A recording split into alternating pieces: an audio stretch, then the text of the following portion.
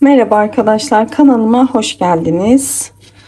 Nasılsınız? Umarım iyisinizdir. Beni merak eden arkadaşlarım, ben de gayet iyiyim. Teşekkür ederim.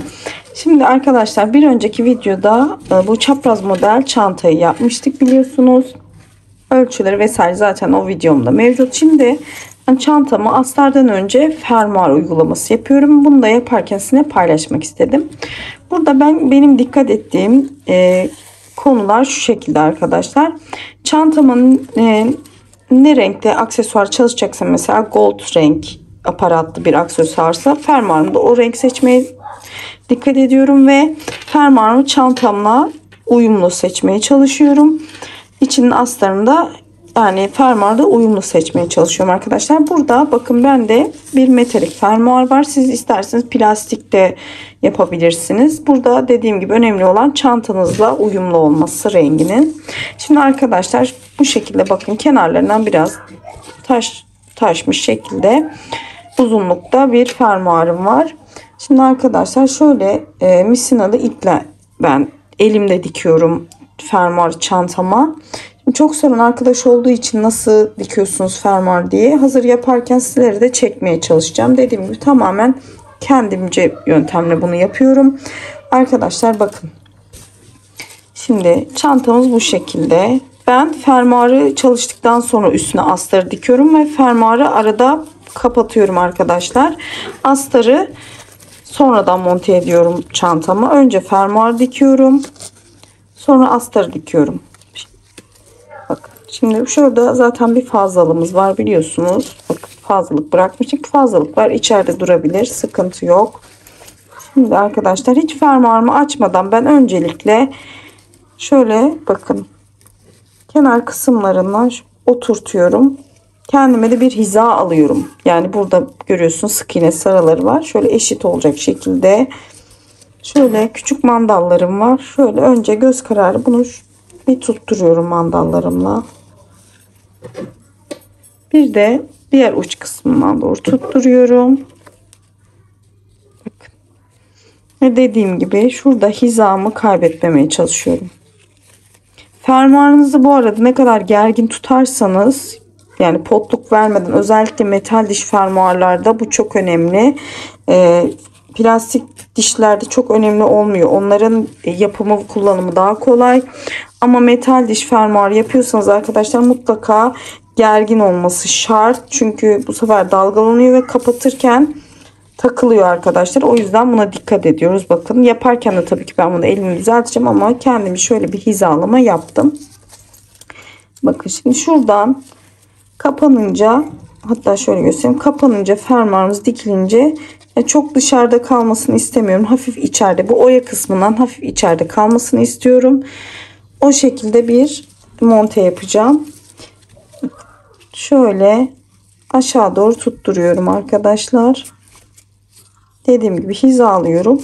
Yaparken de bunu yine düzeltebilirsiniz. Bu tamamen kaymayı önlemek amaçlı mandalla tutturuyorum arkadaşlar. Bakın. Şimdi fermuarımı buradan başlıyorum. Dediğim gibi diktiğim zaman, karşı tarafı diktiğim zaman şöyle biraz içeride kalsın istiyorum. Şimdi hayalet ipimiz var. İğnemize geçirdim bu hayalet ipi. Burada dikerken şu önemli. Küçük küçük adımlarla dikiyoruz ve sabit, dediğim gibi aynı hizadan dikmeye özen gösteriyoruz.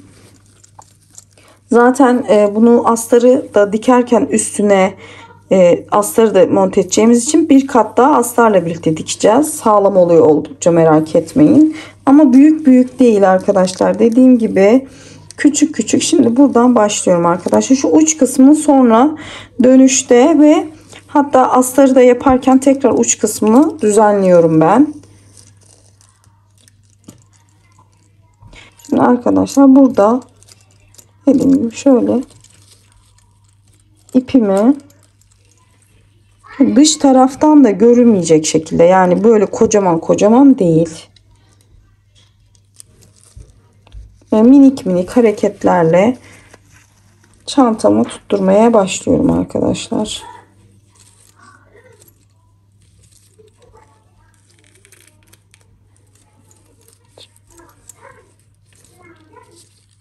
Buraları hızlandırmış bir şekilde geçebilirim arkadaşlar, ses olmadan. Dediğim gibi sadece burada minik minik hareketlerle, bakın batışlarla çantamı sabitliyorum fermuarımı. Dışarıdan da dediğim gibi dışarıdan da şöyle görünmeyecek şekilde küçük küçük, yani büyük büyük olmayacak, küçük küçük adımlarla çantama dikiyorum. Bunun makinesi olmayanlar ya da makinesi, burada dediğim gibi önemli olan küçük küçük, hem sağlam olması açısından önemli. Bu büyük tel gibi değil. Yani bayağı küçük yapıyoruz arkadaşlar ki sağlam olsun. Ve zaten bu hayalet ipler oldukça da sağlam oluyor. Yani kopmaz bir yapıya sahip. Dayanıklılar yani. Şimdi bu şekilde minik minik dikiyoruz arkadaşlar. Bakın. Dediğim gibi önemli olan şurada böyle fark ettirmeden karşı tarafı çıkmaz. Şimdi burada mandalımı alıyorum. Bakın. Şöyle yan tarafa doğru gerdirerek bunu şöyle takıyorum. Dediğim gibi ilerletiyoruz arkadaşlar. Önümüzü görecek şekilde. Şimdi başlangıç olduğu için şu kısma takılıyor. Dediğim gibi sessize alıp ilerledikçe dikip size göstermeye çalışacağım.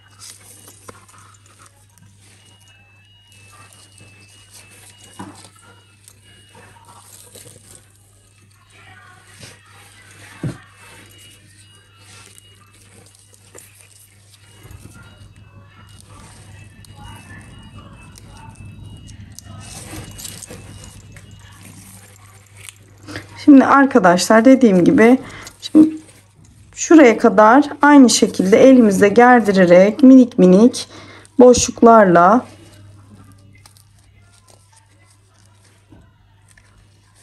fermuarımızı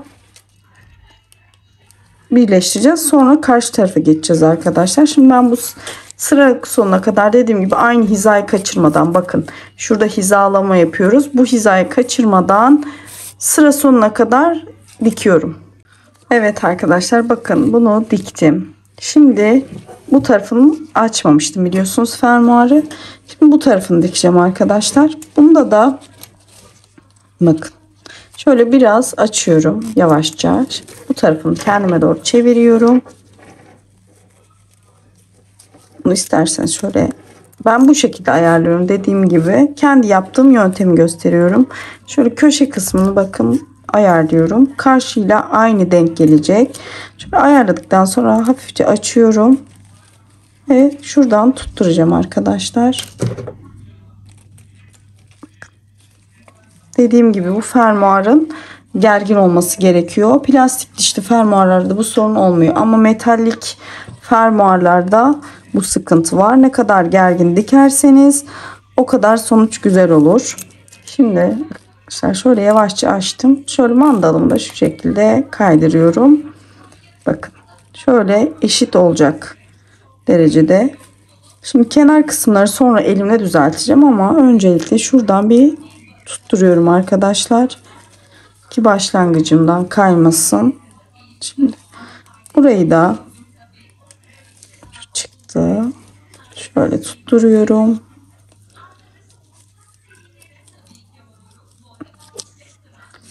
Böyle aksilikler olabiliyor maalesef. Şimdi bakın arkadaşlar, buradan tutturdum. Yine aynı şekilde şöyle küçük küçük minik minik boşluklarla çantama bu tarafında tutturmaya başladım. Şimdi burada dediğim püf noktası bunu ufak ufak yapmak ve fermuarı gergin tutmak arkadaşlar. Ben bu şekilde çantama fermuarlarımı dikiyorum. Makinede diken arkadaşlarım var. Onlara da saygı duyuyorum. Ben makinede ilk başladığım zaman herhalde bir kere diktim. Şu şekilde şundan tercih etmiyorum makinede, kağıt ip çantalarda tercih etmiyorum daha doğrusu. Çünkü ister istemez arkada bir dikiş izi oluyor ve deliniyor. Ya ben o görüntüyü sevmediğim için genelde elimde dikiyorum arkadaşlar. Bu da gerçekten aslında uğraştırıcı. Makinede diksek belki bir dakikada dikebiliriz. Ama elimle gerçekten bu fermuarı oturtmak, astarını dikmek bir günümü alıyor. Ama sonuç bu şekilde daha çok içime sindiği için elimle dikiyorum ben fermuarlarımı. Şimdi bu şekilde bu sırayı da arkadaşlar bakın fermuarımı tamamen açmıyorum. Mandalımı da şöyle ilerleterek bakın diktikçe fermuarımı yavaş yavaş açıyorum ve şöyle ayarlamamı yapıyorum. Fermuarımı şöyle yavaş yavaş hem gergin olmasını sağlıyor mandal burada.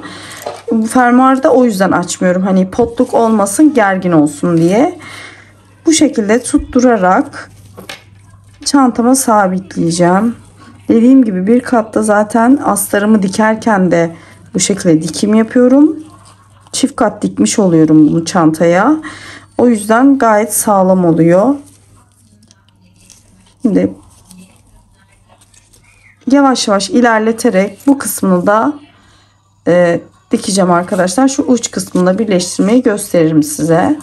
Evet arkadaşlar bakın burada da dip kısma kadar mandalımı aşağı çeke çeke sonuna yaklaştım arkadaşlar. Şimdi zaten mandalımı çıkartacağım buradan.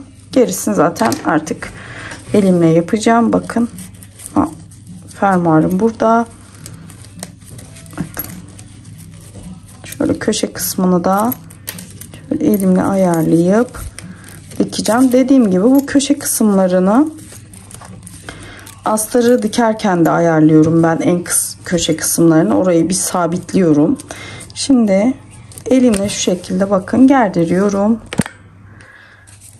Ve son kısmı da birleştirip artık fermuarımı monte etmiş olacağım.